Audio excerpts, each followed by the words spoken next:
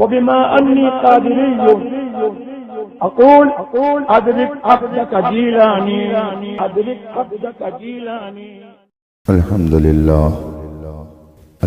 لله الذي أبدع الأفلاك والأرضين، والصلاة والسلام على من كان نبيا وآدم بين الماء والطين، وعلى آله الطيبين وأصحابه المطهرين وعلماء أمته أجمعين. أما بعد، فأعوذ بالله من الشيطان الرجيم.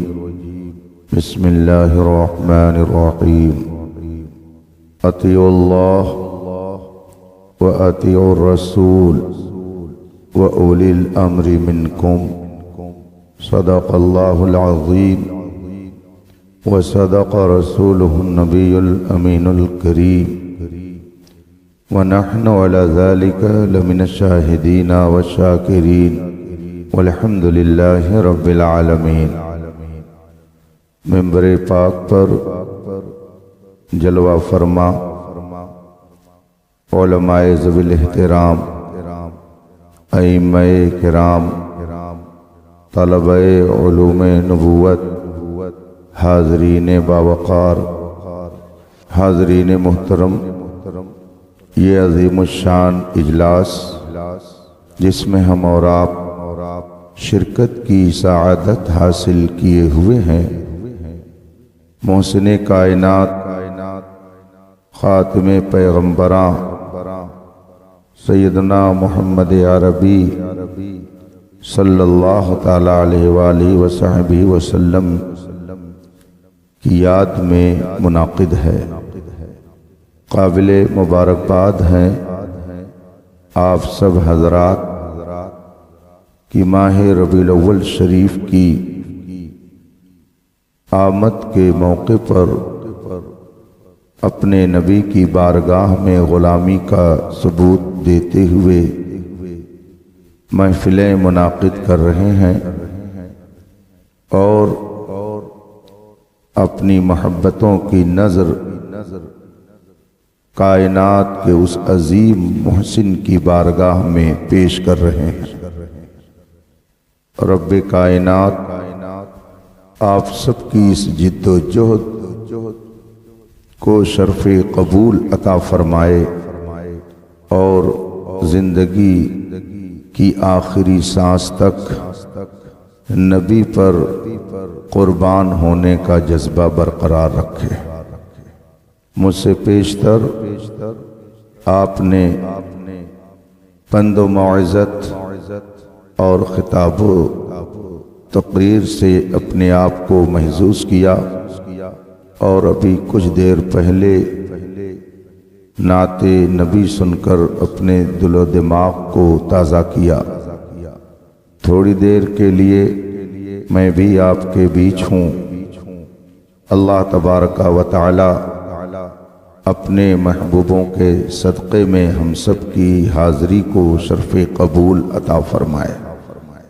آئیے مصطفیٰ جان رحمت، سرور کائنات، فخر موجودات، نبی مکرم، شفیع معظم، رحمت عالم صلی اللہ علیہ وآلہ وصحبہ وسلم کی بارگاہ ناز میں درود و سلام کا نذران عقیدت پیش کریں اور پڑھیں. اللہم صلی علی سیدنا و مولانا محمد معدن الجود والکرم و آلہ الکرام اجمعین. حضرات، اللہ تبارک و تعالی نے انسانوں کو دو طرح کی اسپیشل طاقت بخشی ہے.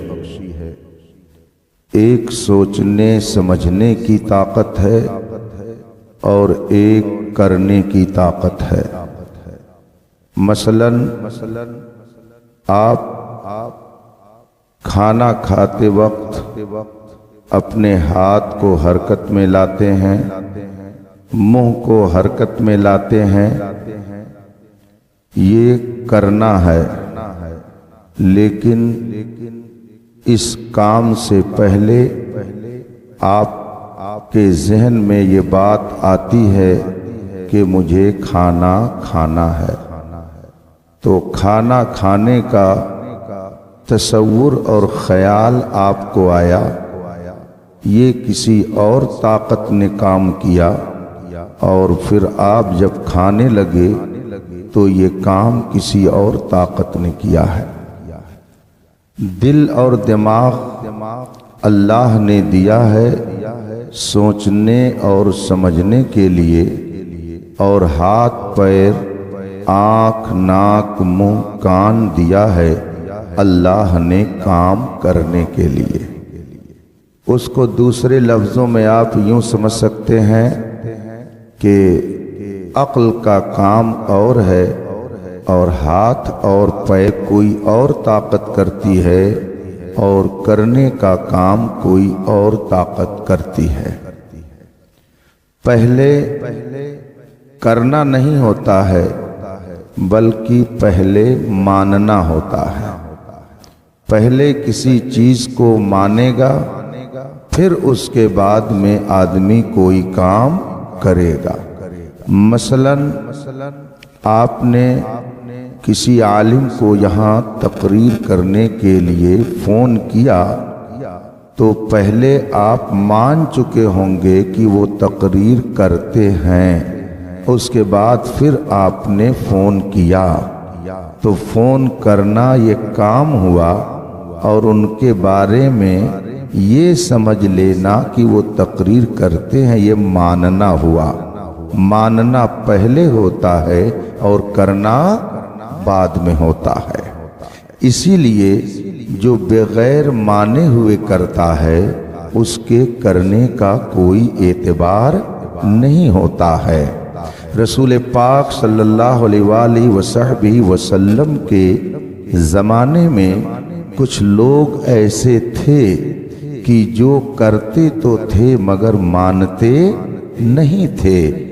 قرآن کریم نے ان کا ذکر فرمایا، چنانچہ ارشاد فرمایا گیا وَمِنَ النَّاسِ مَن يَقُولُ آمَنَّا بِاللَّهِ وَبِالْيَوْمِ الْآخِرِ وَمَا هُمْ بِمُؤْمِنِينَ۔ اے میرے محبوب، کچھ لوگ ایسے ہیں کہ جو یہ کہتے ہیں ہم اللہ پر ایمان لائے اور آخرت پر ایمان لائے، وَمَا هُمْ بِمُؤْمِنِينَ، مگر وہ مومن نہیں ہیں۔ تو اب آخر وہ مومن کیوں نہیں ہیں جبکہ وہ اللہ کو ماننے کا دعویٰ بھی کرتے ہیں؟ بلکہ ایک مقام پر فرمایا گیا اذا جاءك المنافقون قالوا نشهد انك لرسول اللہ۔ اے میرے محبوب، تمہاری بارگاہ میں جب یہ نفاق والے آتے ہیں تو یہ کہتے ہیں نشہد انک لرسول اللہ، ہم گواہی دیتے ہیں کہ آپ اللہ کے رسول ہیں، مگر پھر آگے قرآن ان کے بارے میں فیصلہ فرماتا ہے کہ یہ منافقین سب جھوٹے ہیں۔ اس کا مطلب ہے کہ آدمی نے بغیر مانے اگر زبان سے کلمہ پڑھا، بغیر مانے اگر نماز پڑھی، بغیر مانے اگر روزہ رکھا، بغیر مانے اگر حج کیا، بغیر مانے ہوئے زکوٰۃ ادا کی تو رب کی بارگاہ نہیں ہے۔ سب سے پہلے ماننا ضروری ہے، اس کے بعد پھر کرنے کا معاملہ آتا ہے۔ ماننا اصل ہے اور کرنا اس کی فرع ہے۔ اس کو آپ یوں سمجھ سکتے ہیں، آپ کے سامنے ایک درخت ہے، آپ درخت کو دیکھ رہے ہیں، اس کے اندر دو چیزیں ہیں، ایک چھپی ہوئی ہے اور ایک دکھ رہی ہے۔ جو چیز دکھ رہی ہے آپ اس کو برانچ کہتے ہیں، اس کو ڈالی کہتے ہیں، اس کو ٹہنی کہتے ہیں، اور جو چیز چھپی ہوئی ہے آپ اس کو جڑ کہتے ہیں۔ اگر ڈالی کو کاٹ دیا جائے، ٹہنیوں کو توڑ دیا جائے اور جڑ اس کی موجود ہو، بتائیے درخت موجود رہے گا کہ نہیں رہے گا؟ اس کے اندر پھر دوبارہ ڈالیوں کے نکلنے کی امید ہے یا نہیں ہے؟ آپ کہیں گے بے شک ہے، لیکن اگر جڑ کاٹ دی جائے تو جتنی پتیاں موجود رہتی ہیں وہ سب سوکھ سوکھ کر کے زمین پر گر جائیں گی اور دوبارہ اس میں پھول پتی نہیں لگ سکتی ہے۔ اس کا مطلب کیا ہوا کہ درخت میں اہم کردار درخت کی شاخوں کا نہیں ہے بلکہ درخت کی جڑ کا ہے۔ اسی طریقے سے ایک ہے عقیدہ اور ایک ہے عمل۔ عقیدے کا تعلق دل و دماغ سے ہے اور عمل کا تعلق ہاتھ اور پیر سے ہے۔ عقیدہ پہلے ہے اور عمل بعد میں ہے۔ اگر آدمی کا عقیدہ درست ہے اور عمل میں گڑبڑی ہے تو امید ہے کہ دوبارہ پھر کبھی نہ کبھی اس میں پھول پتی آ سکتی ہے، لیکن اگر عقیدہ گڑبڑ ہو گیا تو بظاہر جتنی ڈالی دکھ رہی ہے ایک دن سب سوکھ کر کے نیچے آ جائے گی اور اس کا کوئی نفع ملنے والا نہیں ہے۔ بالکل اسی طریقے سے آپ سمجھ لیجئے کہ اگر آدمی کا عقیدہ درست نہیں ہے تو وہ چاہے ایک نہیں 50 وقت کی نماز پڑھے۔ اگر آدمی کا عقیدہ گڑبڑ ہے تو ایک مہینے کا نہیں چاہے پورے سال کا روزہ رکھے، اس کے روزے اور نماز کی رب کی بارگاہ میں کوئی حیثیت نہیں ہے۔ اور اگر عقیدہ درست ہے، آدمی کے عقیدے میں فساد اور فتور نہیں ہے تو عمل اگر تھوڑا بھی ہوگا تو قرآن فرماتا ہے فَمَنْ يَعْمَلْ مِثْقَالَ ذَرَّةٍ خَيْرًا يَرَهُ۔ آدمی اگر ذرہ برابر بھی نیکی رکھتا ہوگا، یعنی اگر کمزور سے کمزور ایمان والا بھی ہوگا تو انشاءاللہ اس کا نتیجہ وہ اپنے ماتھے کی آنکھوں سے دیکھے گا، اور وہ نتیجہ کیا ہوگا کہ کمزور سے کمزور ایمان والا بھی جنت میں داخل کیا جائے گا۔ لیکن اگر عقیدہ درست نہیں ہے تو دنیا بھر کی نیکیاں اس کے دامن میں بظاہر ہوں لیکن سب کے سب قیامت کے دن اس کے منہ پر مار دی جائیں گی۔ اسی لیے رسول پاک صلی اللہ علیہ وسلم نے جب مکے میں جلوہ گری فرمائی اور 40 سال کے بعد جب آپ نے اپنی نبوت کا اعلان کیا، اس میں کچھ لوگوں نے گڑبڑ گھوٹالا شروع کر دیا اور یہ کہنا شروع کر دیا کہ رسول پاک کو 40 سال کے بعد نبوت ملی، 40 سال کے بعد وہ نبی بنائے گئے۔ دیکھیے کس طریقے سے انہوں نے ڈانڈی مار دی اور کیسے انہوں نے گھپلا کر لیا۔ میں اپنے یوپی کی زبان میں کبھی کبھی کہتا ہوں کہ ملک کے اندر سیاسی طور پر کہیں چارہ گھوٹالا ہوتا ہے، کہیں تابوت گھوٹالا ہوتا ہے، کہیں کچھ گھوٹالا ہوتا ہے، مگر کلمہ پڑھنے والے کچھ ایسے لوگ ہیں کہ جو حدیث کا گھوٹالا کرتے ہیں۔ مطلب یہ ہے کہ حدیث تو سناتے ہیں مگر اپنی منمانی اس کی تشریح کر کے قوم کو گمراہ کرتے ہیں۔ رسول پاک نے یہ نہیں فرمایا کہ مجھے 40 سال کے بعد نبوت ملی، بلکہ یہ فرمایا گیا کہ آپ نے 40 سال کے بعد اپنی نبوت کا اعلان فرمایا۔ اعلان فرمانا اور ہے اور کسی چیز کا ملنا اور ہے۔ اللہ کے رسول صلی اللہ علیہ وسلم کو 40 سال کے بعد نبوت نہیں ملی، بلکہ آپ تو اس وقت بھی نبی تھے جب ابھی آدم اس دنیا میں جلوہ گر ہی نہیں ہوئے تھے۔ آدم تو ابھی دنیا میں آئی نہیں تھے، اور یہ میں اپنی طرف سے نہیں کہتا۔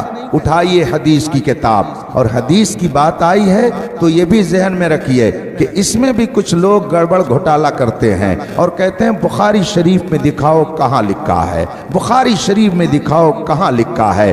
آپ یاد رکھیے کہ جو صرف بخاری شریف کی رٹ لگائے تو سمجھ جائیے کہ اس کے دل کے اندر کچھ نہ کچھ فطور ضرور پایا جاتا ہے، اس لیے کہ صرف بخاری شریف ہی حدیث کی کتاب نہیں ہے، بے شمار کتابیں حدیث کی موجود ہیں۔ آخر بار بار وہ بخاری شریف ہی کا نام کیوں لیتا ہے؟ اس کا مطلب ہے کچھ تو ہے جس کی پردہ داری ہے، یوں کوئی بے وفا نہیں ہوتا۔ آخر دوسری حدیث کی کتابوں کو کیوں نہیں وہ چھوتا ہے، اسے کیوں نہیں وہ مانتا ہے؟ وہ جانتا ہے کہ اگر ہم دوسری کتابوں کا نام لیں گے تو ہمارا عقیدہ ذبح ہو جائے گا۔ وہ یہ جانتا ہے کہ اگر ہم حدیث کی دوسری کتابوں کا نام لیں گے تو تو ہم قوم کو گمراہ نہیں کر پائیں گے، اسی لیے وہ بخاری شریف کا نام لیتا ہے۔ اور یہ میرے نوجوان بچے جو کالج اور یونیورسٹی میں پڑھتے ہیں، ان کو اگر کہیں کوئی دیکھ لیتا ہے تو کہتا اچھا تم جلوس نکالتے ہو، جھنڈا لگاتے ہو، اپنی مسجدوں پر تم جھنڈے گاڑتے ہو، بتاؤ بخاری شریف میں کہاں لکھا ہے؟ رسول پاک کا تم میلاد مناتے ہو، بخاری شریف میں کہاں لکھا ہے؟ تم کھڑے ہو کر کے سلام پڑھتے ہو، بخاری شریف میں کہاں لکھا ہے؟ اب بیچارہ یہ مبہوت ہو جاتا ہے، ڈر جاتا ہے اور فوراً اپنے عالم کے پاس آتا ہے، حضرت فلاں نے مجھ سے پوچھ لیا مگر میں جواب نہیں دے پایا، اس نے کہا بخاری شریف میں کہا ہے۔ حالانکہ یہ کراس کوئسچن کرنا اچھی طرح سے جانتے ہیں، لیکن اس مقام پر یہ کراس کوئسچن نہیں کرتے ہیں۔ ان کو یہ پوچھنا چاہیے کہ حضرت چلیے ٹھیک ہے، مجھے تو یاد نہیں ہے کہ جلوس محمدی نکالنا بخاری شریف میں کہاں لکھا ہے، لیکن حضرت ذرا آپ وہ حدیث بتا دیجئے جس میں رسول پاک نے اپنا جلوس نکالنے سے منع کیا ہے۔ آپ وہ حدیث بتا دیجئے جس میں رسول پاک نے اپنی امت کو منع کر دیا ہے کہ میرے نام کا جلسہ مت کرنا، میلاد النبی کی محفل مت سجانا۔ وہ حدیث ہم بخاری شریف کی بات نہیں کرتے ہیں، آپ کسی حدیث کی کتاب میں دکھا دیجئے کہ حضور نے فرمایا ہو کہ مجھ پر کھڑے ہو کر کے سلام مت پڑھنا، حضور نے کہیں یہ فرمایا ہو کہ میرے نام کا تم کبھی جھنڈا نہ نکالنا۔ میں کہتا ہوں قیامت آ جائے گی مگر یہ جو لوگ بار بار بخاری شریف کا نام لیتے ہیں وہ ایک ضعیف تو ضعیف ہے، کوئی موضوع حدیث بھی نہیں پیش کر سکتے جس میں رسول پاک نے فرمایا ہو کہ میرے نام کا جلوس مت نکالنا، میرے نام کا جھنڈا مت نکالنا، میرے نام پر تم محفل میلاد منعقد نہ کرنا۔ قیامت آ جائے گی مگر ایک حدیث ضعیف بھی ویسی نہیں دکھا سکتے ہیں، تو آپ ان سے کراس کوئسچن کیجئے، کہیں اگر ملے ایسے لوگ تو ان سے کہیے حضرت جی ذرا وہ حدیث ہم کو نوٹ کرا دیجئے جس میں حضور نے میلاد مصطفیٰ منانے سے ہم کو منع کیا ہو، وہ حدیث ذرا دکھا دیجئے یہاں رسول پاک نے ہمیں کھڑے ہو کر کے سلام پڑھنے سے منع کیا ہو، وہ حدیث ہم کو دکھا دیجئے جس میں رسول پاک نے محفل میلاد میں جھنڈیاں لگانے سے ہم کو منع کیا ہو، وہ حدیثیں دکھا دیجئے تاکہ ہم اپنے گھر جا کر کے لوگوں کو بتا دیں۔ میں کہتا ہوں وہ حدیث تو نہیں دکھا پائیں گے، البتہ آپ اگر چاہیں تو ان کو دن میں تارے ضرور دکھا سکتے ہیں، اس لیے کہ قیامت آ جائے گی مگر وہ ایسی حدیث کہ جس میں رسول پاک نے اپنے ذکر سے لوگوں کو منع کیا ہو، بلکہ حدیث اٹھائیے، قرآن کی آیات اٹھائیے، الف لام میم تو الف لام میم ہے، بسم اللہ کی بے سے لے کر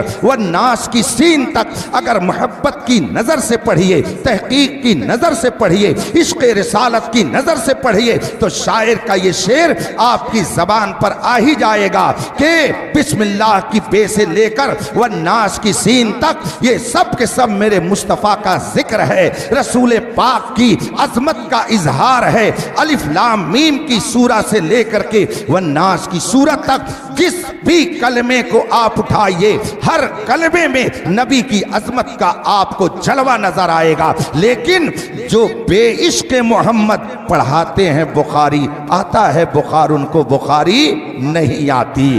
رفیقان محترم، بخاری شریف کا ذکر آ گیا تھا، بات کہاں سے کہاں پہنچ گئی تھی؟ بخاری شریف کا تذکرہ میں نے آپ کے سامنے کر دیا۔ لوگ کہتے ہیں بخاری شریف دکھائیے، بخاری شریف میں کہاں ہے؟ میں بخاری شریف ہی کو صرف نہیں مانتا، بخاری شریف کو بھی مانتا ہوں، مگر اس کے علاوہ اور بھی بے شمار حدیث کی کتابیں ہیں جن کو ہم مانتے ہیں، اس لیے کہ ساری امت نے حدیث کی صرف ایک ہی کتاب کو نہیں مانا بلکہ بہت ساری کتابوں کو مانا ہے۔ اور اگر کوئی ضد کرے کہ نہیں ہم تو صرف بخاری شریف کو مانتے ہیں تو آپ کہیے کہ اگر آپ بخاری شریف کو مانتے ہیں تو آئیے ہم بخاری شریف کے تعلق سے آپ کو کچھ باتیں بتاتے ہیں۔ امام بخاری رضی اللہ تعالی عنہ نے جب بخاری شریف کے لکھنے کا ارادہ فرمایا اور اسے لکھنا چاہا تو آپ نے سب سے پہلے کیا کیا؟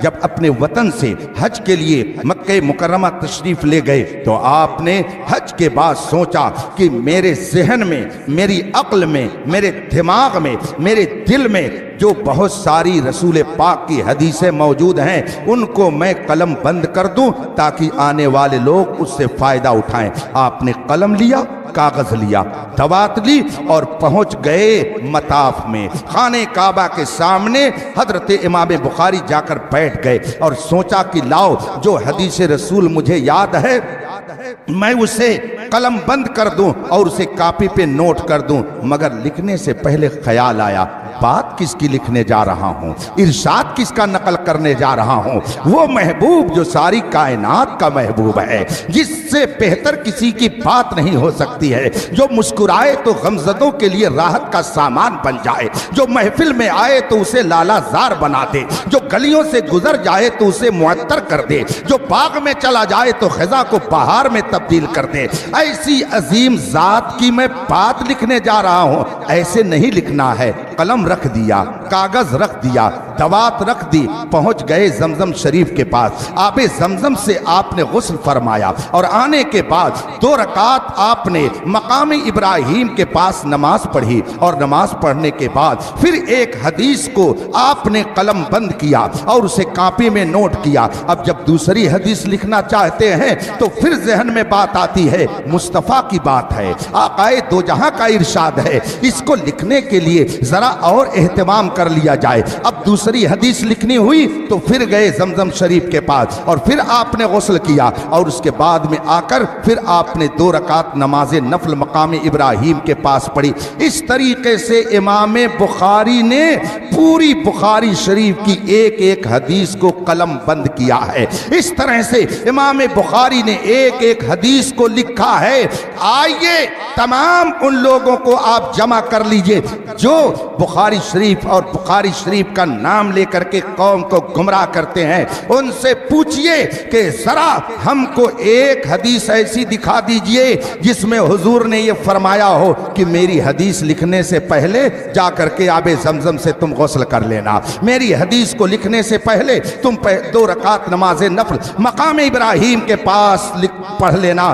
ایک بھی حدیث آپ کو نہیں ملے گی جس میں حضور نے فرمایا ہو کہ میری حدیث لکھنے سے پہلے یہ سب کرنا۔ آخر امام بخاری نے کیوں کیا؟ جبکہ حدیث میں موجود نہیں ہے تو امام بخاری نے ہر حدیث کو لکھنے سے پہلے کیوں آب زمزم کو استعمال کیا، کیوں 2 رکعت نماز نفل پڑھی؟ اس کا مطلب ہے ہر فعل کے لیے حدیث کو مت تلاش، تعظیم مصطفیٰ کے لیے اس خود اپنا راستہ متعین کر لیا کرتا ہے۔ نبی کی تعظیم کے لیے ہر بات پر دلیل کا مطالبہ مت کر۔ حضرت امام بخاری کے عمل کو دیکھ، کوئی ایسی حدیث نہیں ہے کہ جس میں رسول پاک نے یہ فرمایا ہو کہ میری حدیث لکھنے سے پہلے مقام ابراہیم پر 2 رکعت نماز پڑھنا، مگر امام بخاری نے نماز پڑھ کر حدیث لکھی تو قیامت تک کے مسلمانوں کو یہ بتا دیا کہ نبی کی تعظیم کے لیے دلیل کی ضرورت نہیں ہے، محبت خود اس کے لیے دلیل متعین کر۔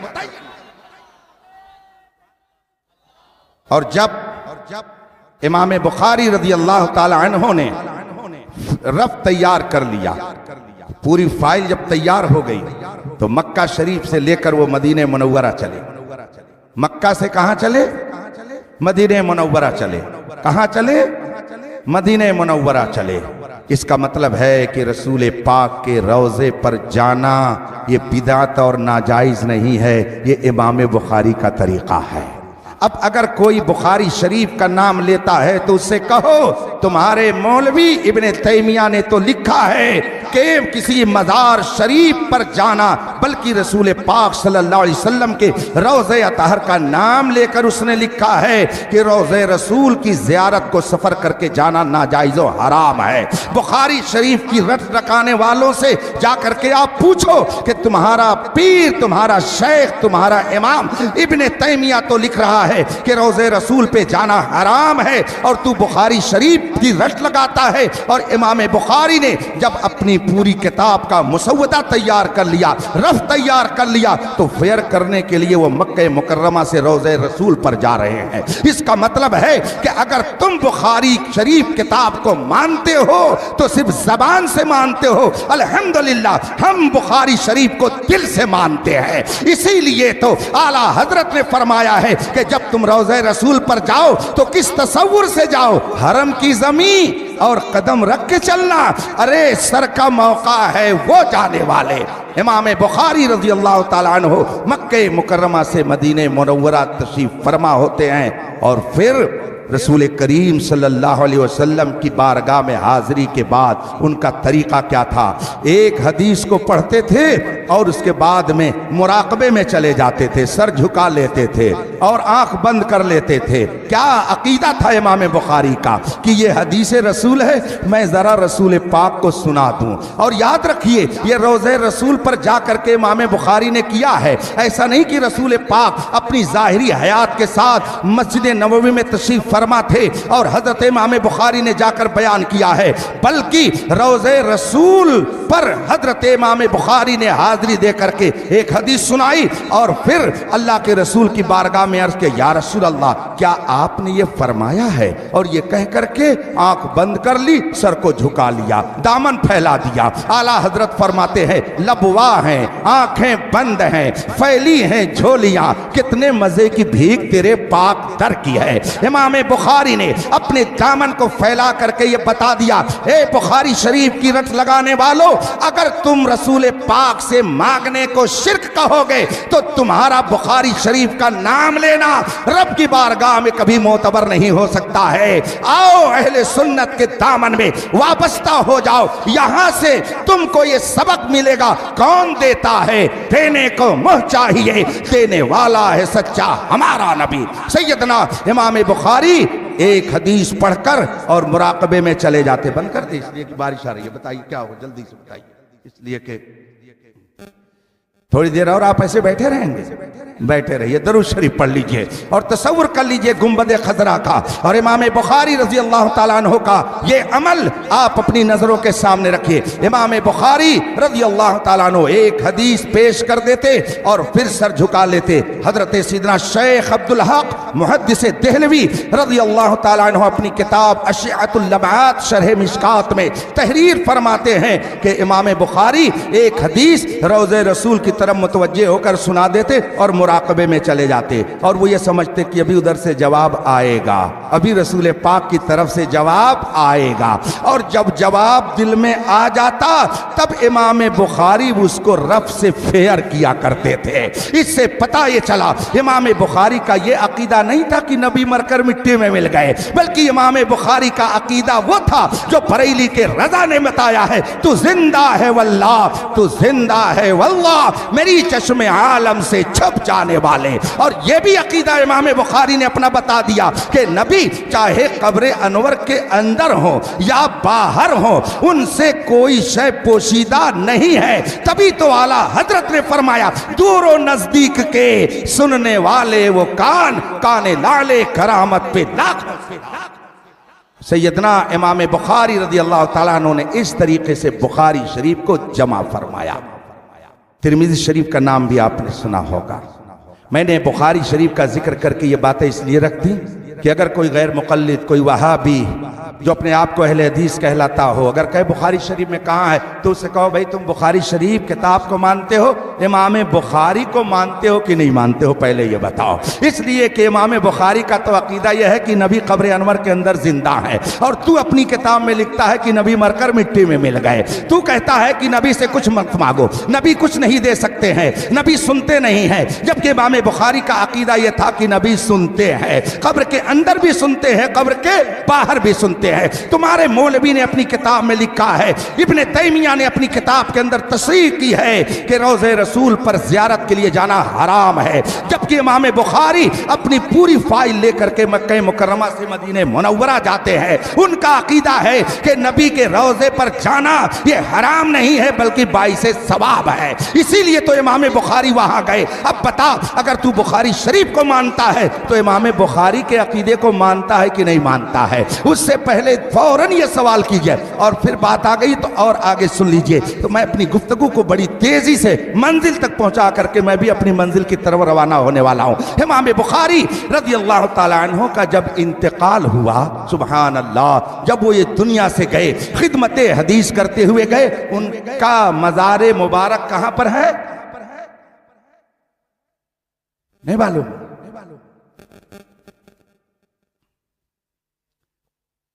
ان کا دیکھا، مشرق و مغرب کو دیکھا، مگر میں نے آپ جیسا کائنات میں किसी को नहीं देखा। इसी की तर्जमानी रजा ने की है और फरमाया यही बोले सिदरा वाले चमने जहां के थाले सभी मैंने छान डाले तेरे पाए का न पाया तुझे एक ने एक बनाया तुझे एक ने। ये बताइए, आप कहते हैं कि हम नबी के नाम पर तो मरने के लिए तैयार हैं और थोड़ी देर बारिश सहने के लिए नहीं तैयार है, जबकि उलमा आपके सब स्टेज पर बैठे हुए हैं। खुदा ये सआदत आपकी किस्मत में लिखे हुए है, आपका ये ऐलान है, ये एक जान क्या है। अगर हो करोड़ों तेरे नाम पे सबको वारा करूं मैं। अकीदा पहले है और अमल, जो शख्स बगैर सही अकीदा के अमल करेगा उसके अमल का कोई एतबार।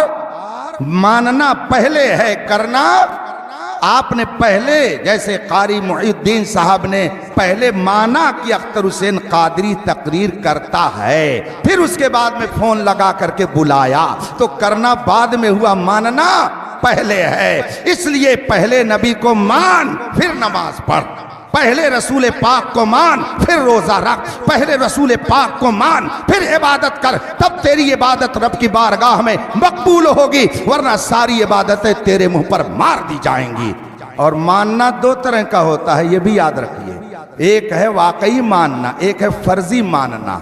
अगर वक्त होता मौसम और जरा अच्छा होता, अच्छा तो है ही है, इसलिए कि भीनी सुहानी सुबह में ठंडक जिगर की है, ऐसी शानदार आपको हवा मिल रही है और ये रहमतों की फुहार आपके ऊपर बरस रही है और रसूल पाक का जिक्र जमील इस माहौल में आप सुन रहे हैं। हदीस के मुताबिक फरिश्तों ने अपनी रहमत का शामियाना इस वक्त बैठे हुए हैं और ये रहमत का शामियाना मुस्तफ़ा का सदका है, इसलिए कि जो भी नेमत मिल रही है ये सब नबी के सदक़े में, जिसको जो मिला सब मुस्तफ़ा के सदक़े में। इमाम बूसीरी रज़ी अल्लाह ताला अन्हु अपने शेर में अर्ज करते हैं, या रसूल अल्लाह व कुल्लुहुम मिन रसूलिल्लाहि मुल्तमिसन गरफम मिनल बहरी और रशफम मिनद दियमी। या रसूल अल्लाह, जितने रसूल जितने नबी इस कायनात में आए सब आप ही के दरियाए करम से पानी पीने वाले हैं। यही आला हजरत ने भी फरमाया, ला रब्बिल अर्श, जिसको जो मिला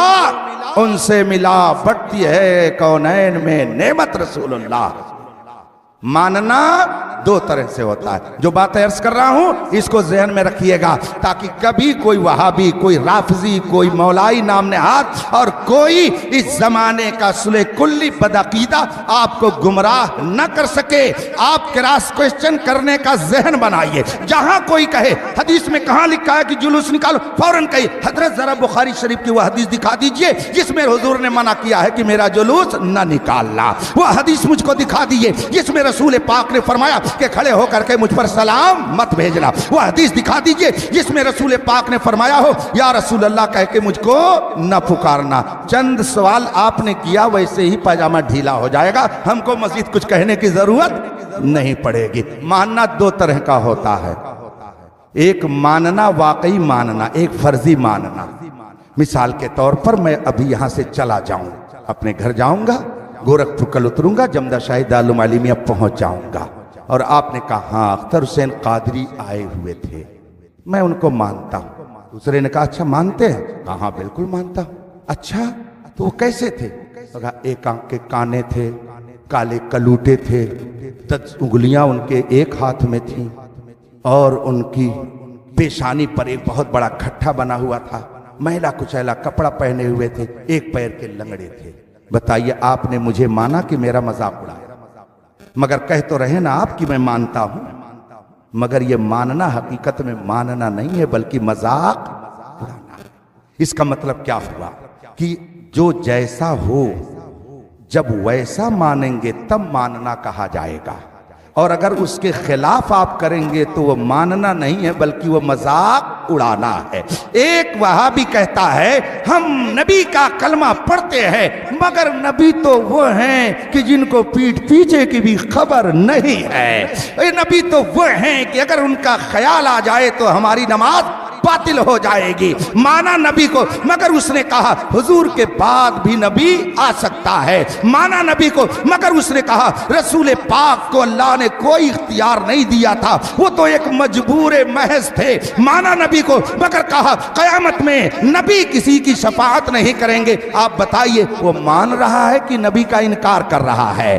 اسی لیے بعض لوگوں کو دھوکا ہو جاتا ہے اور وہ کہتے ہیں ارے حضرت آپ بھی کلمہ پڑھتے، وہ بھی تو کلمہ پڑھتے ہیں، مگر ہم اہل ایمان سے پوچھو تب بتایا جائے گا کہ وہ کلمہ پڑھتے ہیں مگر حقیقت میں کلمے کا مذاق اڑاتے ہیں۔ اس لیے کہ انہوں نے کہا تو کہ ہم رسول اللہ کو مانتے ہیں، مگر رسول پاک کے بارے میں کیا عقیدہ رکھا؟ ان کو پیٹ پیچھے کی خبر نہیں، وہ کسی کو کچھ دے نہیں سکتے، وہ مر کر مٹی میں مل گئے۔ معاذ اللہ رب العالمین، یہ ماننا نہیں ہے، یہ حقیقت میں مذاق اڑانا ہے۔ ماننا کیا ہے؟ آؤ بریلی کے امام احمد رضا سے پوچھو، وہ بتائیں گے، وہ تم کو سنائیں گے۔ اللہ کی سرتابہ قدم شان ہے یہ، انسان ہی انسان، وہ انسان ہے یہ۔ قرآن تو ایمان بتاتا ہے انہیں، ایمان یہ کہتا ہے میری جان۔ یہ ہے ماننا، اس کو ماننا کہتے ہیں۔ نمازیں پڑھ لینے سے ماننا سمجھ میں آ جائے گا، مسجدیں بنا لینے سے ماننا سمجھ میں آ جائے گا؟ نہیں نہیں، ماننا حقیقت میں اسی وقت کہا جائے گا کہ جس طریقے سے قرآن نے، حدیث نے نبی کو ماننے کے لیے ہمیں بتایا ہے۔ جب اس طرح سے مانا جائے گا تب ماننا معتبر ہوگا، ورنہ ماننے کا کوئی اعتبار۔ بات سمجھ میں آ رہی ہے نا؟ بس 2-4 منٹ اور دیں گے، میرا ٹائم ختم ہوتا جا رہا ہے، بڑی تیزی سے وقت گزر رہا ہے۔ عقیدہ پہلے ہے، عمل، اب عمل کی جب باری آئی تو عقیدے میں گھپلا کیا، عمل میں بھی گھپلا کر دیا۔ عقیدے میں گھپلا کیا کہ قرآن نے نبی کے بارے میں بتایا وما هو علی الغیب بضنین، نبی غیب کی بات بتانے پر بخیل نہیں ہے، یہ تو لوگوں کو غیب کی بات بتاتے رہتے ہیں۔ نبی کو اللہ نے قدرت والا بنا کے بھیجا ہے، انہیں مجبور بنا کر نہیں بھیجا ہے۔ اسی لیے تو چاند کو 2 ٹکڑے کر دیا، سورج کو واپس بلا دیا۔ ایک بدو عرابی دیہاتی جو ابھی مسلمان نہیں تھا آیا نبی کی بارگاہ میں، اور آنے کے بعد کہتا ہے میں نے سنا ہے کہ آپ نبوت اور رسالت کا دعویٰ کرتے ہیں۔ میرے آقا نے فرمایا بے شک میں اللہ کا نبی ہوں، بے شک اللہ نے مجھے رسول اور پیغمبر بنا کے بھیجا ہے۔ اس نے کہا تو کوئی دلیل آپ کے پاس ہے؟ میرے آقا نے ارشاد فرمایا کیا چاہتے ہو؟ کہا میں دلیل چاہتا ہوں۔ کہا کیسی دلیل چاہتے ہو؟ کہا یہ سامنے جو کھجوروں کا درخت ہے، اگر ان میں سے کوئی درخت اپنی جگہ سے چل کر آپ کے بلانے پر آپ کے پاس آ کے گواہی دے دے تو میں مان لوں گا کہ واقعی آپ اللہ کے نبی ہیں۔ گویا کافر بھی یہ جانتا ہے کہ جو نبی ہوتا ہے وہ مجبور نہیں ہوتا ہے، وہ مختار ہوتا ہے۔ ایک کافر بھی یہ عقیدہ رکھتا ہے کہ نبی دنیا میں عاجز بنا کر کے نہیں بھیجا جاتا ہے بلکہ وہ پاورفل بنا کر کے بھیجا جاتا۔ یہ کیسے کلمہ پڑھنے والے ہیں جو کہتے ہیں نبی کچھ نہیں دے سکتے ہیں، نبی کسی کی مدد نہیں کر سکتے، نبی تو اپنی بیٹی فاطمہ کی مدد نہیں کر سکتے۔ ارے ظالم، تو نے مصطفیٰ کا مقام نہیں سمجھا، تو نے رسول پاک کی عظمت نہیں سمجھی، تو نے میرے مصطفیٰ کی عزت و جلال کو نہیں سمجھا۔ مصطفیٰ وہ ہے کہ اگر اشارہ کر دے تو سمندر کا دھارا رک جائے، مصطفیٰ وہ ہے اگر اشارہ کر دے تو چاند کے ٹکڑے ہو جائے، سورج الٹے پاؤں پلٹے، چاند اشارے سے ہو چاک، اندھے نجدی دیکھ لے قدرت رسول اللہ۔ بدو نے کہا میرے آقا نے یہ نہیں فرمایا کہ یہ کام تو میں نہیں کر سکتا، درخت کو کیسے بلا سکتا، وہ اپنی جگہ سے تھوڑی آ سکتا ہے۔ نہیں، رسول پاک نے فرمایا کہ جاؤ اور وہاں درخت سے کہہ دو تم کو محمد عربی بلا رہے ہیں۔ اس کا مطلب یہ ہے کہ رسول پاک کا خود یہ عقیدہ تھا کہ میں مجبور نہیں ہوں، میں پاور فل ہوں، جس کو بلاؤں وہ آ جائے گا، اور جس کو اپنے در سے بھگا دوں تو کہیں اس کو پناہ نہیں ملے گی۔ تبھی تو اعلیٰ حضرت نے فرمایا جو تیرے در سے یار پھرتے ہیں در بدر یوں ہی خار۔ ہاں، بہت سارے لوگوں کو گھمنڈ ہے کہ ہم مکے میں رہتے ہیں، ہم مدینے میں رہتے ہیں۔ ارے مکے اور مدینے میں رہنے سے کیا ہوتا؟ 24 گھنٹہ تم خانہ کعبہ میں رہو، سے کیا فرق پڑتا؟ ابو جہل مکے میں رہتا تھا کہ نہیں رہتا؟ ابو لہب مکی تھا کہ نہیں تھا؟ عتبہ اور شیبہ مکی تھے کہ نہیں تھے؟ عبداللہ ابن ابی مدنی تھا کہ نہیں تھا؟ वलीद इब्ने मुगीरा मक्की था कि नहीं था? ये बड़े बड़े चौगादड़ी मुगादड़ी, ये बड़े बड़े गुरु घंटाल, ये बड़े बड़े दुश्मनाने रसूल, ये मक्की हैं, ये मदनी हैं। तो मक्की और मदनी होने से कुछ नहीं होता है। देख, अबू जहल मक्की है, उतबा शैबा मक्की हैं, अबू लहब मक्की है, मगर इनका मक्की होना काम नहीं आया। और हजरत बिलाल हबशी न मक्की हैं, न मदनी हैं, न हाशमी है, न कुरैशी है, न वहां अलवी है, न वहां सादात में से है।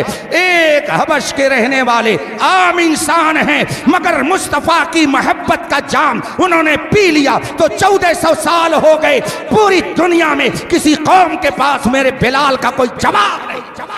इसीलिए तो इकबाल ने कहा है कि मोहम्मद से वफा तूने तो हम तेरे हैं, ये जहां चीज है क्या लौह कलम है।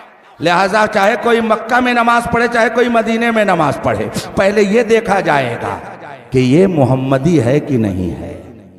मक्की होना बाद में काम आएगा, मदनी होना बाद में काम आएगा। प्यारे हबीब को पुकार, प्यारे नबी का नाम ले, दामने मुस्तफा में आ पाए रसूल, तो पहले तुम रसूल पाक के वफादार बनो, फिर नमाज पढ़ो। और नमाज पढ़ोगे तो कैसे पढ़ोगे? नमाज पढ़ोगे तो कैसे पढ़ोगे? रसूल पाक ने फरमाया, किससे फरमाया? अपने सहाबा से फरमाया, सल्लू कमा रअयतुमूनी वसल्ली, तुम कैसे नमाज पढ़ो? मुझे देखो, जैसे मैं नमाज पढ़ूं वैसे तुम भी नमाज पढ़ो। मुझे देखो।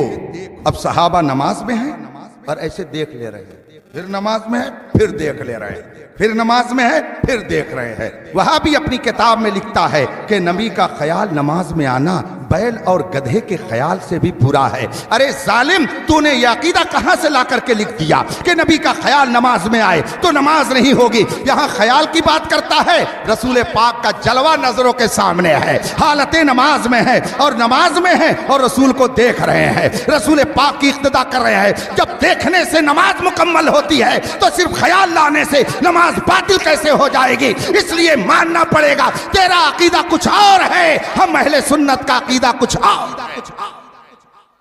सल्लू कमा रअयतुमूनी वसल्ली, मुझको जैसे देखो नमाज पढ़ते हो वैसे नमाज पढ़ो। ये रसूल पाक ने फरमाया। अब रसूल पाक को सहाबा ने कैसे देखा? इन लोगों ने उसमें भी गड़बड़ घोटाला शुरू कर दिया, उसमें भी गड़बड़ घोटाला शुरू कर दिया। हजरत सैयदना अब्दुल्ला इब्ने मसऊद रज़ियल्लाहु ताला अन्हु जलीलुल कद्र सहाबी हैं, मुज्तहिद हैं, फकीह हैं, मुफ्ती हैं। सहाबे किराम में सब एक दर्जे के नहीं थे। अल्लाह के रसूल सल्लल्लाहु अलैहि वसल्लम ने स्पेशलिस्ट का काम किया। स्पेशलाइजेशन का जमाना है। ये डॉक्टर है तो नाक का, ये डॉक्टर है तो कान का, ये डॉक्टर है तो पेट का। आज लोगों के जहन में ये बात आई है कि तखस्सुस होना चाहिए, स्पेशलिस्ट होना चाहिए, मगर मेरे रसूल ने 1400 साल पहले ये शोभा खोल दिया था। चुनांचे हजरत अबू हुरैरा को इल्मे हदीस का स्पेशलिस्ट बना दिया, वो अमीरुल मोमिनीन फिल आलम फिल हदीस हो गए। हजरत सैयदना अब्दुल्ला इब्ने मसऊद को फकीह आजम बना दिया, हजरत सैयदना अब्दुल्ला इब्ने अब्बास को मुफस्सिर आजम बना दिया। हाथ जिस समत उठा गनी कर दिया, मौजे बहरे सखावत पे लाखों सलाम। हजरत सैयदना अब्दुल्ला इब्ने मसऊद रज़ियल्लाहु ताला अन्हु रसूल पाक के वो जलीलुल कद्र सहाबी हैं जो मनसबे सहाबियत पर फाइज है, मनसबे इज्तिहाद पर फाइज है, मनसबे इफ्ता पर फाइज है, मनसबे फकाहत पर फाइज है, मनसबे तफसीर पर फाइज है। रब्बे कदीर ने रसूल पाक की सोहबत की बरकत से उन्हें इतना अता किया, इतना अता किया कि इस वक्त पूरी दुनिया में जितने अहले फिक्ह फतावा हैं सब इमामे हजरत सैयदना अब्दुल्ला इब्ने मसूद के गुलामों में। ऐसी अजीम हस्ती हजरत अलकमा रज़ियल्लाहु ताला अन्हु फरमाते हैं कि एक रोज हम लोग बैठे थे, हजरत अब्दुल्ला इब्ने मसूद रज़ियल्लाहु ताला अन्हु ने कहा, आओ मैं तुमको रसूल पाक की नमाज दिखा दूं, इसलिए कि मैंने उन्हें देख कर नमाज पढ़ी है। आओ मैं तुम्हें दिखाऊं रसूल पाक ने कैसे नमाज पढ़ी है। फिर सब लोग मुतवज्जे हो गए, कहा हाँ दिखाओ। हजरत अब्दुल्ला इब्ने मसूद रज़ियल्लाहु ताला अन्हु फरमाते हैं कि आओ मैं तुम्हें दिखाता हूं। हजरत अलकमा रज़ियल्लाहु ताला अन्हु फरमाते हैं پھر حضرت عبداللہ ابن مسعود نے رسول پاک کی نماز کا طریقہ ہم کو بتانا شروع کیا تو آپ نے پہلی بار اللہ اکبر کہتے ہوئے اپنے ہاتھ کو کانوں تک اٹھایا اور نماز پوری کر لی، مگر پھر دوبارہ آپ نے رفع یدین نہیں کیا، دوبارہ آپ نے ہاتھ نہیں اٹھایا۔ رفع کے معنی ہوتے اٹھانے کے، یدین کے معنی ہاتھ کے ہوتے ہیں۔ کچھ لوگ کہتے ہیں نہیں، پہلی بار بھی اٹھاؤ، جب رکوع میں جاؤ تب اٹھاؤ، رکوع سے اٹھ جاؤ تب اٹھاؤ، اور پھر دوسری رکعت کے لیے اٹھو تب اٹھاؤ۔ مگر حضرت عبداللہ ابن مسعود کہتے ہیں آؤ میں تمہیں رسول پاک کی نماز دکھاؤں، رسول پاک کیسے نماز پڑھتے تھے۔ اٹھاؤ حدیث کی کتابیں، ایک دو نہیں درجنوں حدیث کی کتابوں کو اٹھاؤ، اس میں دیکھو لکھا ہوا ہے حضرت عبداللہ ابن مسعود ہیں، صحابہ کی جماعت ہے، رسول پاک کی نماز دکھا رہے ہیں۔ اور پھر اس میں روایت یہ ہے کہ حضرت عبداللہ ابن مسعود نے پہلی بار صرف ہاتھ اٹھایا، اس کے بعد میں ایک بار بھی آپ نے ہاتھ کانوں تک نہیں اٹھایا، اور کہا یہ رسول پاک کی نماز ہے۔ اور صحابہ موجود ہیں، سارے صحابہ دیکھ رہے ہیں، مگر کسی نے انکار نہیں کیا، کسی نے یہ نہیں کہا کہ تم غلط کہہ رہے ہو۔ اور آج یہ غیر مقلد کہتا ہے کہ رفع یدین ایک بار نہیں کیا جائے گا، کئی بار کیا جائے گا۔ اب بتاؤ ہم اس کی مانے کہ حضرت عبداللہ ابن مسعود کی مانے، صحابہ کی مانے کہ تمہاری مانے؟ تم کچھ بھی ہو، ہمارے نزدیک تمہاری کوئی حیثیت نہیں ہے۔ صحابہ وہ ہیں جن کے بارے میں میرے مصطفیٰ نے فرمایا اصحابی کالنجوم، میرے صحابہ ستاروں کی طرح ہیں، تم ان میں سے جس کے پیچھے چلو گے رب قدیر تمہیں ہدایت عطا فرمائے گا۔ اس لیے جو لوگ اس جھگڑے میں پڑے نا ان کا کان پکڑ کر کے اختر حسین قادری کے حوالے کر دو، اور نہ میں دکھا دوں کہ کل کے رضا ہے خنجرے خونخوار برقبار، آدھا سے کہہ دو خیر منائے نا۔ ہاں، چار مسئلہ یاد ہے، آمین بالجہر ہونا چاہیے، رفع یدین ہونا چاہیے، مقتدی کو بھی امام کے پیچھے نماز پڑھنا چاہیے۔ ان کو بلاؤ میرے سامنے جو لوگ یہ کہتے ہیں، اور ان سے کہیے حضرت بتائیے وضو میں کیا فرض ہے؟ وضو میں کیا فرض ہے؟ آپ ہی لوگ بتا دیں، چار فرض ہیں۔ ان سے بھی پوچھ لیجئے گا کل اگر کوئی مل جائے، مگر ان سے آپ لوگ سلام کلام مت کیجئے گا۔ ہاں، یہ سانپ ہیں ڈس لیتے ہیں، بچھو ہیں کاٹ لیتے ہیں، نہ جانا حضرت زاہد کے تسبیح و مصلی پر بڑے چلتے ہوئے حضرت ان کو ہم سمجھتے ہیں، اس لیے آپ لوگ ان کو نہیں سمجھ پائیں گے۔ سانپ کو پکڑنے کا کام اگر خود ہر شخص کرنے لگے گا تو یہ قبرستان بن جائے گا۔ سانپ کے منہ کو ہر شخص پکڑنے کی جرات جو منتر جانتا ہے وہی پکڑتا ہے، منتر ہم لوگ جانتے ہیں، ہم منتر جانتے ہیں۔ دیکھا نہیں آپ نے ایک کتنا بک بک کر رہا تھا، کس طرح سے وہ لوگوں کو پریشان کر رہا تھا، لیکن جب آ گیا جاننے والے کے سامنے تو ایسا منہ پکڑ کر کے رگڑ دیا کہ دماغ صحیح ہو گیا۔ پوری دنیا میں رب نے ایسا ذلیل کر دیا کہ لوگ عبرت حاصل کر رہے ہیں کہ جو صحابہ کا گستاخ ہوتا ہے وہ یہاں بھی ذلیل ہوتا ہے۔ وآخر دعوانا ان الحمدللہ رب العالمین۔